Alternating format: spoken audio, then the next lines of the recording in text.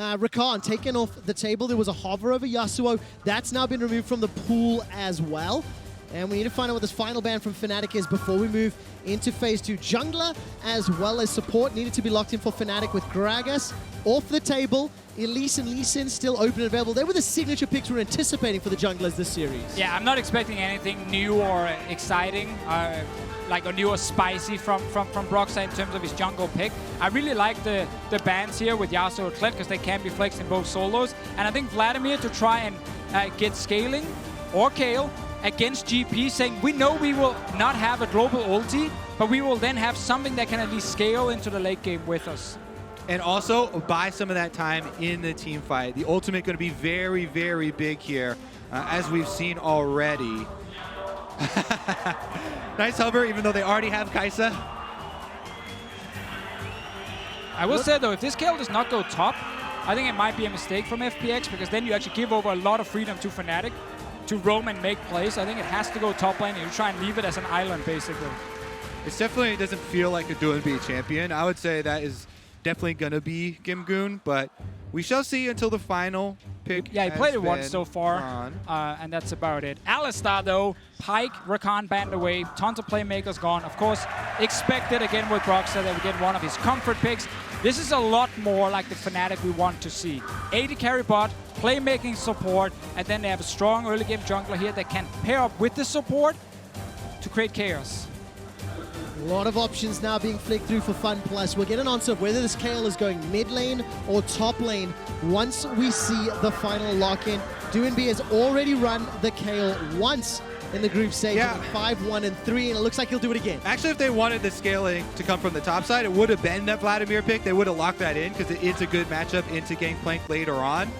But here we go. We're going to get the Gnar. As we've seen, you can try and whittle him down as well.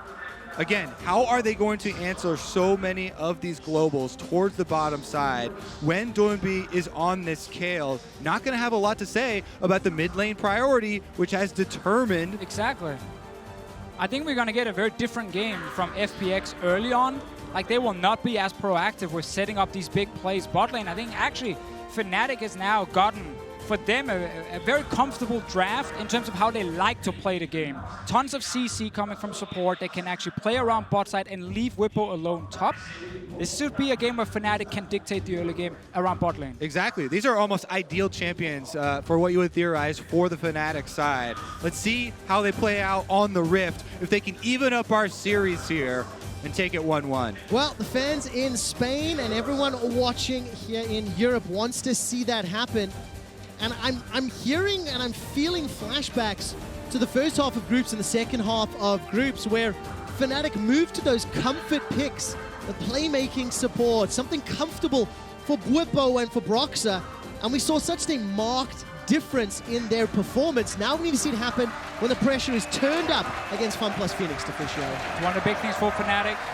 They're great when they have a clear game plan, easy to execute, where they have playmaking champions for Broxah and for Hylissang. That's what they have in this game, so it's back to comfort for this team.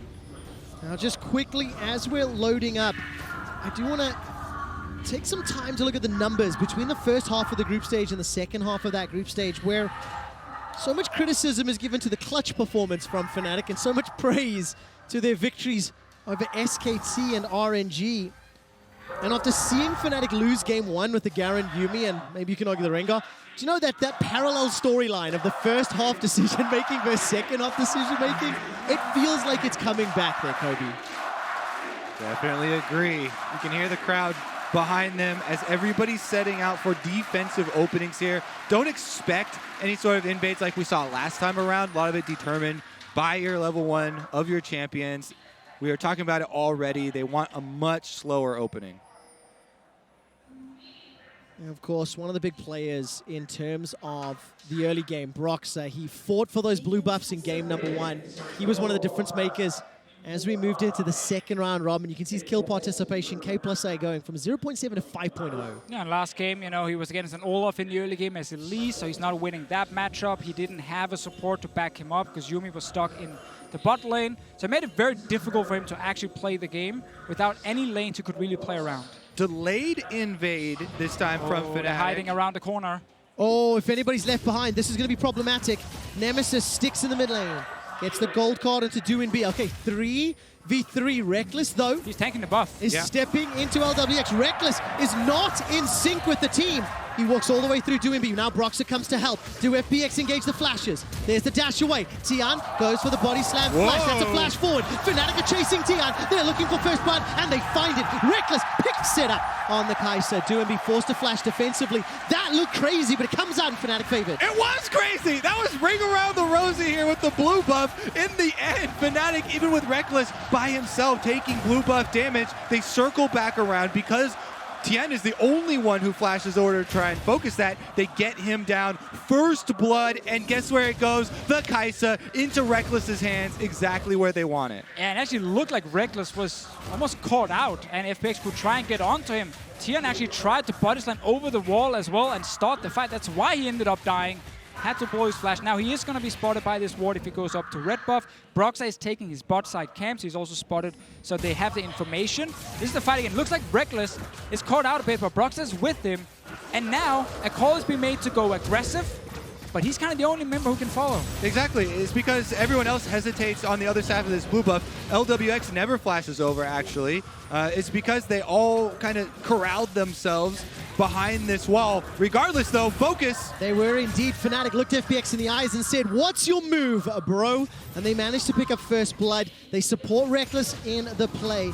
He hasn't yet backed, and despite being under some pressure in the bottom lane, flashless, crisp, while Broxah, with that ward from earlier, he's challenging the red buff. He's taking that. We know bot side, Varus, Tahm, Kench will win early. Alistar is not really a champion before he gets a few levels under his belt. Bwipo playing very aggressive top side. Of course, using strong early game off GP, and he knows my jungler's nearby. I can do this. Yeah, he knows because Broxah here tracking Tian. This is going to be a big Broxah game. Huge difference from last time around. Look what he's done with the early invade. You try and use that pressure to continue to keep it up with Hylissang. You can just bully Gragas out of his own jungle, take the red buff here, and he's got complete seniority as far as the Scuttle Crabs as well. And I know the level 1 obviously went in favor of Fnatic. That makes it even worse right now for FPX. But this is why in the draft you were like, okay, what are they planning on doing here? They don't really have a solo lane who can like hard snowball on the TF or the GP. But they also, late on in the game, have a bot lane who will get attacked by multiple globals. So it's hard for them to actually win lane super hard and take down a turret. So FPX right now, fairly slow early setup with their composition, and that normally does not favor them. They actually want to play aggressive in the early game. All right, Hylissang is going aggressive now. Tian's coming in, no flash. Hylissang flashless as well. He will get shut down. The kill is donated over to Lwx. Right place in the right time. Yeah, I talk about this a lot where you as a jungler counter jungle your opponent so heavily. Broxah's like, hey, this guy's got no camps left up, took his red buff, chased him out of his own jungle. The only object left for Tian to go for is going for a gank. It's like a forced gank here, but he makes it convert on the bottom side, almost steals that one back away. And now only his camps are starting to respawn. He can go back over to his own side. But that's a moment that feels bad for Broxah and for Fnatic, where Tian did not have a lot of options, and yet one of the only ones open is that bottom lane focus, which pays off here. And we have to assume this is a communication problem where Fnatic are maybe calling wrong where the jungler could be, because there's no other reason really to try and take this 2v2 fight unless you thought jungler is for sure not bot lane, because you didn't have any vision. So you must have felt very confident he was either in base or somewhere else. And you literally know he has to be bottom side of the map because Broxah just chased him out of Raptors, Red, and Krugs. They've got full wards on the top side, so they know that it has to be the case. Oh, full kudos to the observers there for toggling the vision. Broxah kicked that Scryer's Bloom, didn't actually spot out Crisp. And Tian there by the tri-bush. There is a control ward and there's a potential dive being set up, but this could be a 3v3 very quick. We have level 6 on TF. Good thing, of course, with ulti, he will spot the Gragas as well. Here, going! All right, there's the Devour already used. 2-man knockup, but one inside the belly. Gold card comes down, Crisp has gone low. Look at his thick skin, does so much work. Nemesis is going low. This is completely botched from Fnatic. It's a 2v1 in favor of FPX. And Tian right now, he reads this. He knows they will dive bot lane with the early level 6. We said it's going to be bot lane focus from Fnatic. They saw the Gragas with the ulti, but still felt confident they could go for it. It backfires. Tahm Kench good at defending against dives. Round 2! All right, let's find out what happens. The Sonic Wave doesn't find a target. The Kathian Rain will not have enough damage just yet. Lwx is pushing forward. Piercing arrow. Drops Rekkles down. He's got no flash. LWX gets another! That's a defensive flash from Broxah. There's a red buff available to be secured, and LWX doesn't chase more. It could not get worse! Exactly how we read it. Chip select, though, as soon as they see the double globals, the focus bottom side, they draft the denial. The Tahm Kench comes up big, and here is Tian hovering behind the bottom side, waiting for the dive. And they have G build and everything, so they feel like they can do this, but it's some fairly tanky members, and it's a Tahm Kench down here, so it's not an easy dive to execute. Round 2 is even worse, though. So here's another look at how they try and go in. Push the wave All in. or nothing, man. It is all or nothing, and they get nothing. Sonic Wave misses there. They know they have to run out of the tower aggro. Then the turnaround here, Crisp stays on the front line long enough to get the tongue lash, relies on the gray health, allowing LWX to flash forward, finish off the kill on Rekkles. And let's just give so much credit to this bot lane from FPX. They got criticized during the group stage for not performing as well as they could. But here, they get the early push, then they know there's going to become a big wave. We might get killed under this turret, but our jungler is here and we can outplay it. And they actually do. Multiple kills now for this Varus. 4 of them. He's going to get such a big lead. The confidence of this FPX team in their bottom lane. You set up Deficio where Doinb is going, I'm going to be playing the Kayle this time around. It's a very different game. You don't get the roams from Rise. You're going to have to outplay, and they make it happen. Dragon setup, though. Yeah, definitely the case, but it helps when Tian is spending so much time. He helped get the first kill of the game in FPX's favor with a fantastic gank in the bottom lane. He was there to respond to the counter gank, and we saw some of his stats from the group stage. I know I was memeing Raz a little earlier, but he's been praising Tian all day long, and Tian is showing up in game 2. I just got to double up on it, QuickShot, because I completely agree. This is another case of when life gives you lemons, you make lemonade. Like, all options were taken away from him. Gets off just what FPX need with that support on bottom side. I think next step for Fnatic is unleash Nemesis again. You must try and do the same thing you actually just did, because you want to try and snowball this, but it's the obvious choice for you. This time around, though, try and invest a bit of vision into the enemy jungle on bot side first, so you have full information of where Tian is. You can actually see if he's near bot side or not. If he's not near, then you pull the trigger with Tier Volta. You can kill the 2 guys down there fast enough before anyone can react on the side of FPX. I'm already a little bit fearful of the bottom side if I'm Fnatic. This is a 4-kill Varus now, almost to a Blade of the Ruined King. And you got to know Tian is going to be hovering bottom side, because both teams are well aware of where that focus can take place. Well, both ultimates are available for Bwipo and Nemesis. And by the way, Bwipo has silently pulled up a 14 CS lead plus a wave in front of him of Gimgoon. We've not seen that matchup a lot. Similarly, the Twisted Fate and the Kayle are sitting about bang on even in this mid lane, because all of the game has obviously been focused around that bottom lane where FPX have generated themselves a 700 gold lead. And the Blade of the Ruined King is completed versus just the ingredients for Rekkles right now. And the window in the early game where enemy mid will use first TP back to lane is now gone for Fnatic. Next time around, Doinb could have saved his TP. Just as I'm about to say the point, he actually decides to go back to lane. He wants to try and make sure he can get to his first item as quickly as possible. And they are doing Drake, so that's why he ends up TPing back. So he can push mid now and potentially go join his team. Fnatic can't then contest. It does mean, however, he can't answer a potential dive in the bottom lane. All right, so conceding the Dragon as well as some pressure in the middle lane. Taking a look at Rekkles and Hylissang, they're going to be able to catch that wave. Every time Tian moves to a lane, I get nervous. And he goes in for a small engage here, but instantly gets turned around. Chain of Corruption already thrown down. So that's going to be a trade of ultimates. LWX for Hilly. We've already established 2v2. This bot lane from FPX, super strong. Then you add on 4 kills, of course, kind of helps a little bit. And now you also have stopwatch on your Tahm Kench. So it gets even harder to actually go kill them. That's it, 4 kills, making it even harder. That's the analysis we've been missing to Deficio. Glad I can deliver it. Back to the show. But then you know, 5 kills would be worse. What do Fnatic have to do? Do you want to see them shut down LWX? Like we talked about already, the TF, the GP, they've got the ultimates. We just saw a teleport back into that mid lane, but there doesn't seem to be an opportunity presented that Fnatic are pulling a trigger on. It's extremely difficult right now to find an easy opening. Normally, again, you want to push together and get deep vision on one side so you know enemy jungler is not there, and then you can threaten the play on bot side. Worst case, you just get the turret because you force them away from it and don't actually go for the kills. That is one way Fnatic can get some gold on Rekkles. I don't know if going top is going to be an answer for them because they're already farming very well. Here's my idea for Fnatic. I really want them to try and use Nemesis ultimate to actually attack Tian.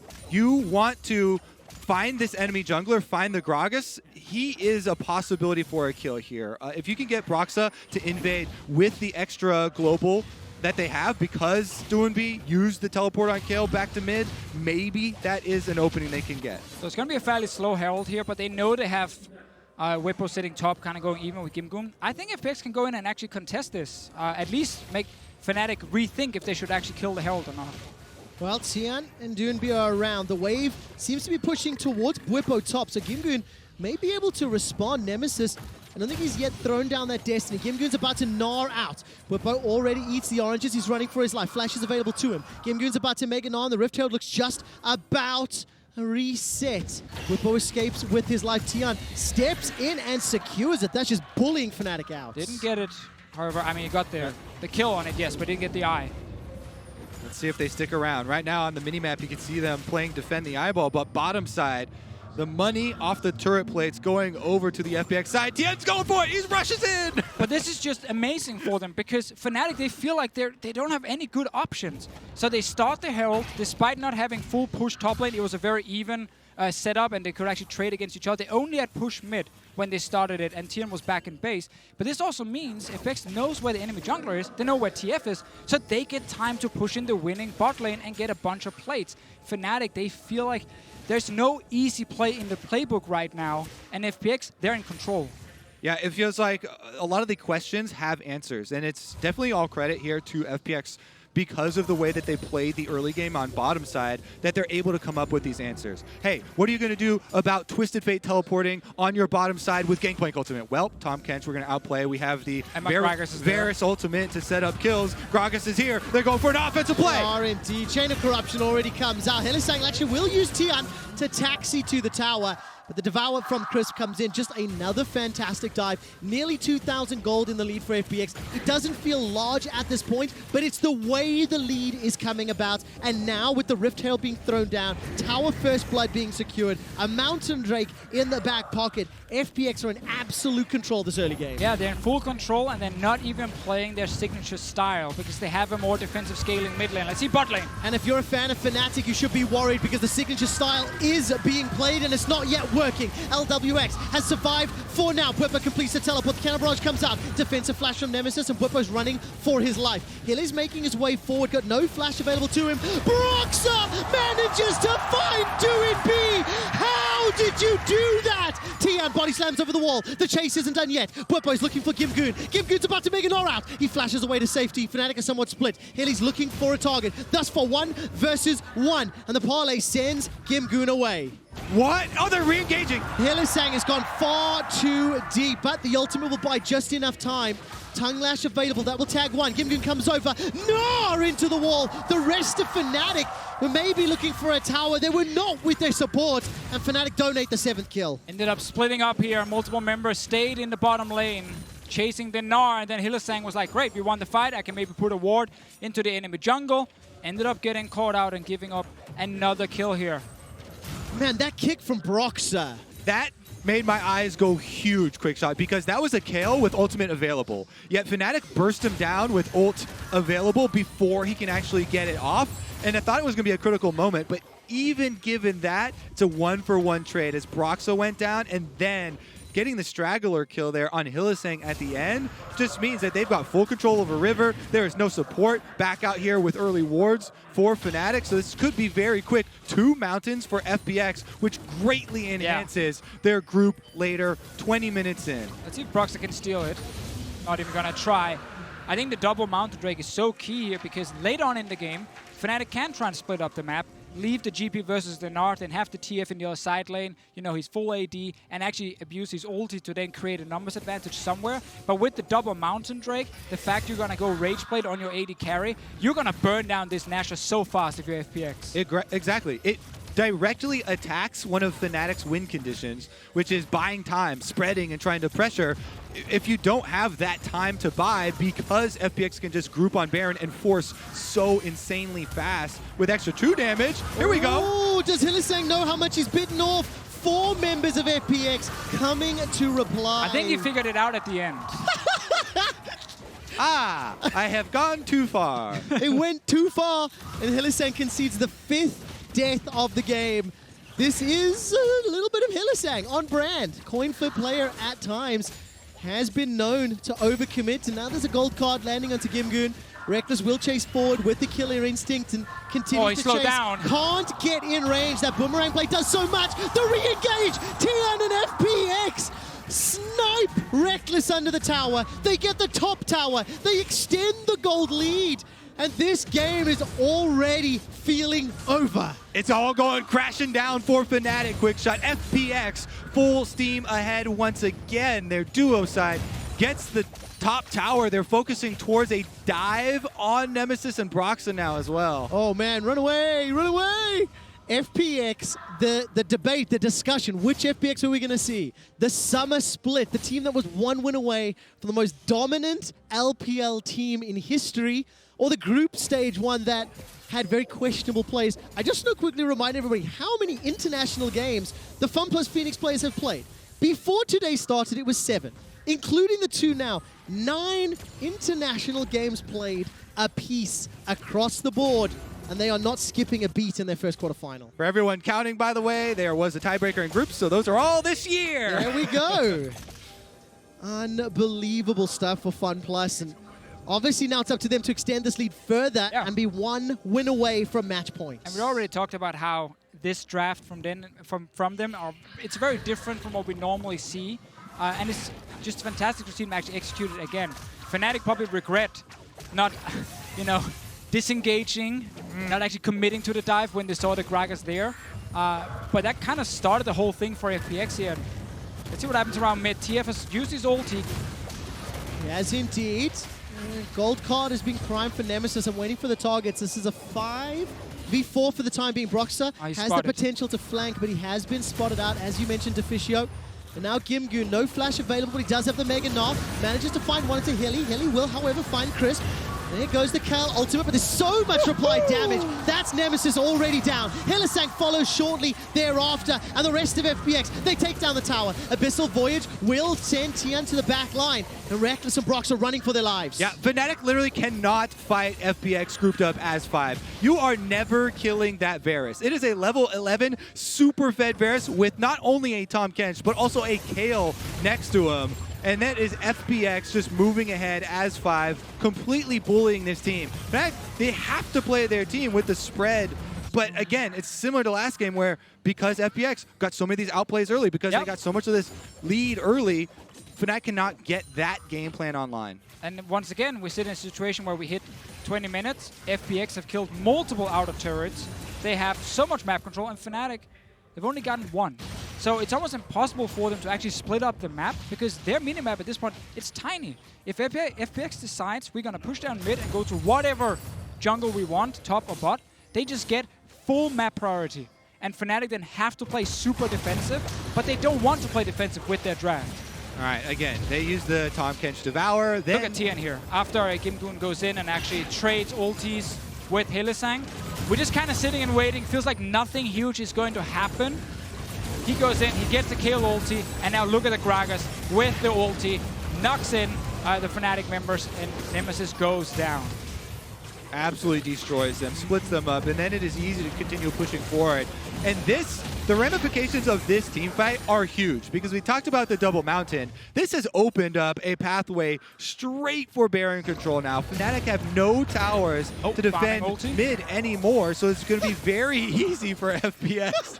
That was bold. Set it up. That was bold, Bwipo. He sidesteps the Gragas ultimate, takes just enough time to throw in a little dance of taunt. Didn't quite recognize the animation. But 0-0-2, yes, he's got an advantage right now over his lane opponent, but his team is down 5,000 gold, Kobe. QuickShot, you got to enjoy the small things in life. Right now, the game is looking grim, but you sidestep a nice ultimate there, get your taunted. Yeah, that's got to be the move, right? But take a look at this bottom lane. 6-0-4 for Lwx.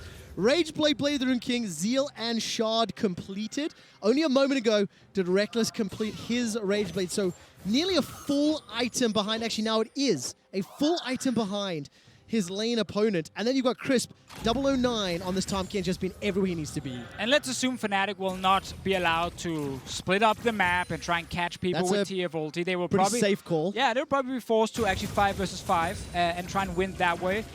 when I look at Tahm, Kench, and Kayle, I'm obviously looking at two champions who can stop someone from dying, but only either if they're in melee range for the Tahm, Kench, or obviously in ulti range of Kayle. So Broxah's ulti could end up being the deciding factor here. If he's able to actually separate a carry from the rest of the team, Fnatic might be able to kill him instantly and they can gain a numbers advantage, but it's really hard to do. Well, fans viewing at home, go grab that picture of thank Mr. Broxah. If you want them to come back in this game, it may be on his shoulders. Cannon Barrage bought some time and Baron's been interrupted. Again, though, this is what they have to do. Fnatic are spreading the map. You see Twisted Fate on bottom side, now using the ultimate to join. All right, where is Broxah? Hylissang stepping forward. He's got the ultimate available, moves into the pit. So now FPX, they've secured the Baron, but at what cost? Broxah is already down. There is no thanking Broxah. There is no thanking Hylissang. Baron is deleted by FPX. And we highlighted the double Mountain Drake earlier, the Varus who could just burn it down in no time. So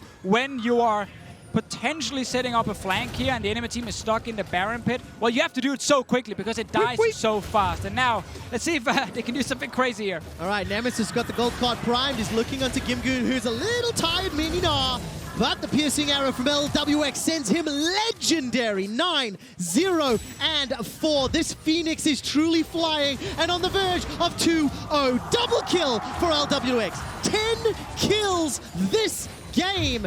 And FPX are looking at shutting Fnatic down. Oh, they're looking at it all right, QuickShot. I think that has been done. FPX here, teleporting back out. They want to end the game on this Baron buff.